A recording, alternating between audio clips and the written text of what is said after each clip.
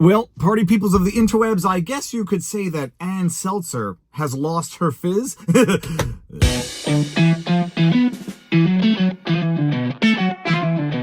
Viva Frei, former Montreal litigator turned current Florida rumbler, in my home office, and it's a Sunday, and Barnes is back. 6 o'clock every Sunday. Viva and Barnes Law Extravaganza, the most amazing internet law talking show you'll ever see on the internet. So the news of the day, for those of you who have not heard, renowned former pollster Ann Selzer is announcing her retirement after the amazingly humiliating debacle of the last Iowa poll she ran, showing Kamala Harris in the lead by 3 or so points. Could you just go through and say what you think about those criticisms? They're saying that, and again, he says, read through the Seltzer crosstabs. Yeah. So they're saying that they know that this poll shows, and again, it's they say your sample it's more 3% more Democrats than Republican, whereas the electorate last time was 8% more Republican. It says that you have Indies voting Democrat +4, whereas last time they voted or +7, +4. So they're saying if you compare what you have with what happened in 20, according to the exit polls, it's way too big a change across all these groups in a uniform way towards pro-Harris as opposed to Trump. Yeah. Well, this is the first time I'm seeing this, and so it's sort of against my nature to think I understand everything that this is saying, and I haven't cross-checked these numbers to know how that actually pans out. It is clear that senior women are an advantage to Kamala Harris in our poll. Kamala Harris wins by more than 2 to 1, actually, maybe even more than that among senior women. It's a big spread. In the week leading up to the election, Ann Selzer, who has gone a little flat, oh my goodness, I'll stop with these, announced that Kamala Harris had taken a surprising lead in Iowa, despite going on to lose Iowa by double digits. And now in the aftermath of that, she has announced that she is retiring from the Des Moines, Iowa poll. From Newsmax, Iowa pollster Ann Selzer retires after 16-point miss. All right, but before we even get into that story and what I think might actually be going on here, because it can be a number of things and a combination of them. It could be a you can't fire me because I quit. It could be a golden parachute being given to her by I don't know whom. It could be her utterly humiliated, or it could be her looking for a job at MSNBC. We'll get there. Let's get to the poll that she screwed up so badly. Des Moines Register, the Iowa poll. This is from November 2nd, 2024. Iowa poll. Kamala Harris leapfrogs Donald Trump to take lead near Election Day. Here's how. The nationally recognized Iowa poll shows Kamala Harris picking up support from women to surpass Donald Trump in a ruby red state he has won twice. The only problem with that, it was wrong. It was wildly wrong. It was humiliatingly wrong. But let's just hear some of the thought process that went into what people are now suspecting was a total propaganda poll in the first place. Brian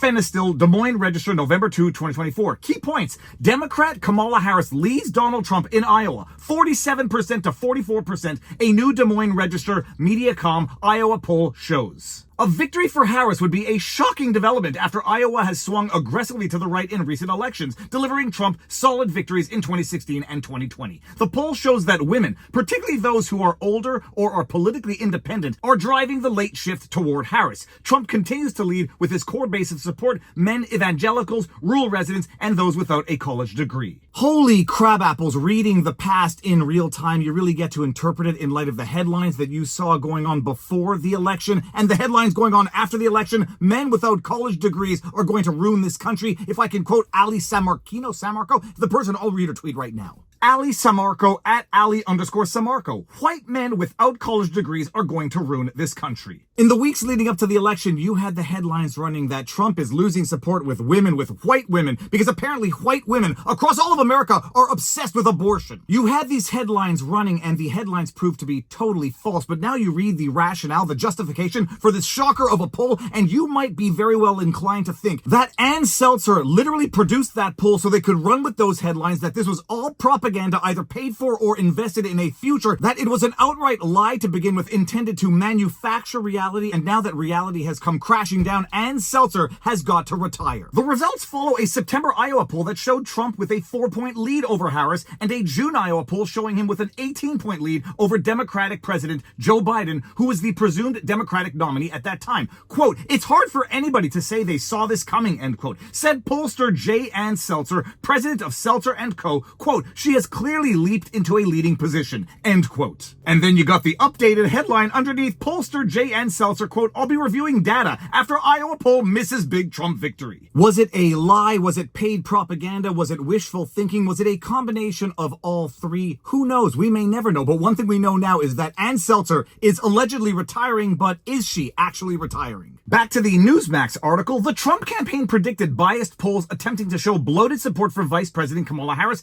days before Des Moines Register pollster Ann Selzer's election eve poll showed her leading in the red state. Turns out the campaign data scientists were right, and Selzer's portrayal of the electorate was wrong by 16 points. So wrong, Selzer has retired as the pollster for the famed Iowa poll. Still, Selzer contends she planned to retire even after the embarrassment of her 11th hour poll showing Harris +3 in an Iowa general election she would ultimately lose to Trump by nearly 14 points. So as you can see here, Ann Selzer is only retiring from the Iowa poll, the Des Moines Register Iowa poll, and the question here is she retiring, or was she told to retire because she's going to be fired for having humiliated the Iowa poll and the Des Moines Register and rendered it a laughingstock of international communities? Because although the disgraced, humiliated laughingstock Ann Selzer is retiring as the pollster for the Iowa poll, she's still apparently keeping clients and looking for future clients. I think she has invested in her future as a useful Democrat, talking point, propagandist, whatever the heck you want to call them, a paid mercenary. Of course, no one's ever going to take her seriously again, so she might have to work behind the scenes, but I think that she either got paid to do that stupid poll, or this was an investment in her future, either as a talking head on MSNBS. That's right, that's not a typo. MSNBS, or another one of those propagandist networks, but let's just finish up with the substance of this article. Quote, "Polling is a science of estimation, and science has a way of periodically humbling the scientist," end quote. Selzer wrote for the Register, announcing her departure she says was planned before the election. Quote, "So I'm humbled yet always willing to learn from unexpected findings." Quote, "My work will continue for current clients and for clients yet to come. In addition, I'm thinking about how to put other talents to work for the benefit of new clients. Quote, my integrity means a lot to me. To those who have questioned it, there are likely no words to dissuade," end quote. Yeah, that's because a great many people suspect that you missed the mark by a whopping 14 points with a radical, surprising poll showing the propaganda that the Kamala Harris campaign needed in order to gin up support. Some people might not see that as an accident of interpretation. An Illinois podcast called Selzer's last poll, quote, "deliberate propaganda," end quote. Quote, "Ann Selzer's retirement announcement confirms what we already knew. The Harris +3 was deliberate propaganda," end quote, David Chapman wrote on X. Sources inside the Trump campaign the Friday before the election predicted outlier polls would attempt to show bloated support for Harris in an attempt to either boost her election day voter turnout in key battleground states or discourage Trump voters from turning out. The off-the-record prediction wound up going on the record just 2 days later that Sunday with the Iowa poll, and then just 2 more days later in a historic electoral college victory for President-elect Donald Trump. Isn't it amazing that life can only be understood backwards yet must be lived forwards? And we had Kamala Harris that Sunday talking about Proposition 36 in California, which she refused to answer because she didn't want to sway the matter one way or the other, as if that's not the job of a presidential candidate. Remember that video? And if you don't remember it, I'll show it to you right now. Actually just filled out my mail-in ballot, so I have voted. Have you returned the ballot to California, and how did you vote on Prop 36? So my ballot is on its way to California, and I'm going to trust the system that it will arrive there. And I am not going to talk about the vote on that because honestly, it's the Sunday before the election, and I don't intend to create an endorsement one way or another around it. But I did vote. Well, my goodness, you get Kamala Harris coming out there and saying, I don't want to influence things one way or the other. Bullcrap, while you have the poll coming out of Iowa the day of attempting to influence things one way or the other. And quite clearly, I am inclined to believe Donald Trump's interpretation, or at least the Trump campaign's interpretation. This was intended to gin up bloated support so that it would convince people to show up on the day or deter others from showing up on the day, or at the very least, give people some faint hope of a future that was never going to be. And then when the likes of Ann Selzer and Alan Lichtman get their butts served to them on election day when they get totally discredited and humiliated. One has to retire and the other has to lash out at the community, calling them misogynist, racist. And that's why Alan Lichtman's prediction was wrong, because the electorate was wrong. Because the keys depend upon a rational, pragmatic electorate deciding based on governance whether the incumbent party should get 4 more years. And we've seen the explosion of some trends that have existed before, but not to this extent. Disinformation. You know, Elon Musk is, I don't know how many hundreds of billions he has. He has been the director of misinformation. 2 billion views of his spreading of disinformation, not just about the economy, but about immigrants, about minorities. We've never seen disinformation at this scale.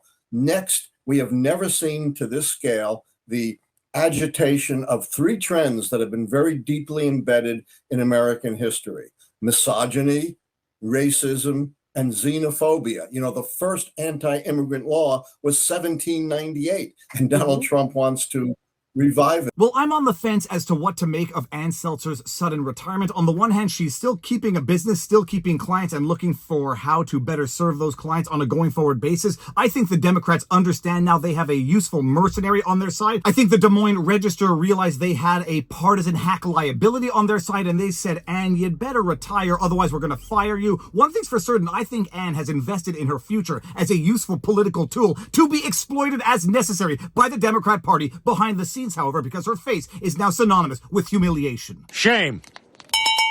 Shame. Shame, shame, shame. Shame on you. This was serious, but it turned into something fun. But wait, before you go anywhere, make sure that you have liked, shared, subscribed, that you've turned notifications on. It takes 3 seconds. Go right down there on the bottom left and do it. And if you like what I do, you know what to do. Every Sunday night, Viva and Barnes Law Extravaganza. It is the best law show on the interwebs. If you want to follow us, Viva Frei on Rumble, the Viva Frei on Twitter, vivabarneslaw.locals.com for the best above average community out there. But most importantly, exercise, eat healthy, sunlight, talk to people in real life. And now you know your vlog. Peace out, peeps. Booyah! I think she lost. Running out in Pennsylvania, yep. It's not changing. I hate to say that because I've been hopeful all night, but I think she lost. I do too. I think it's 90% over.